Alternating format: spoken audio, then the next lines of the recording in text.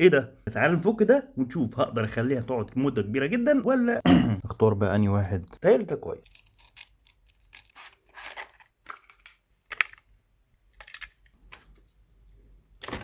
ده كده الجهاز ودي البوردة اللي بتغذيها. شلت من هنا الفيشة ووصلت للبطارية. في بقى حاجة غريبة في البطارية. معايا ميزان كنت وزنتها لك. البطارية خفيفة جدا جدا جدا، مع العلم ان تحسها نفس مقاس بطارية اللابتوب. فايه الحكاية؟ جبت كرتونة مليانة من الحجارات بتاعة اللابتوب، وكما توقعت الاتنين وزنهم اتقل بكتير قوي من دول تحسهم نص واحدة من دي اتقل من الاتنين دول مع بعضيهم. تعال نشوف بقى ايه اللي جوه الكيس ده او العلبة دي.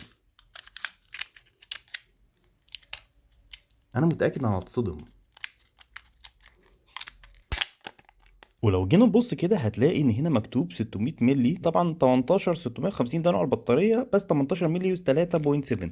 ولو جينا لبطاريه اللاب هتلاقيها 2000 ملي امبير. متاكد ان طبعا دايره الشحن دي ممكن ما تقدرش تكون بتشحن غير ال 600 مللي، ولكن بمفهوم بسيط جدا للشحن اللي احنا ماشيين بيه طول حياتنا مفيش مشكله لو انا غيرت البطاريات دي للبطاريه دي، بس هتاخد وقت اطول شويه. ولو بتشحن بالراحه برضو انا شايف ان مفيش اي مشكله يعني. ولو عندك اي اعتراض سيب لي في الكومنتات وفهمني ليه. نقفل يا باشا ونحط البوز بتاعنا اللي هو بيلف كده. كلاكيت تاني مره والصوت رجع زي ما كان. نحطه بقى على الشاحن وجاهز للاستخدام. انت لسه ما عملتش لايك وفولو؟ اعمل لايك وفولو. انا متاكد انك تستفاد مني في يوم من الايام. انا متاكد انك تستفاد مني في يوم من الايام.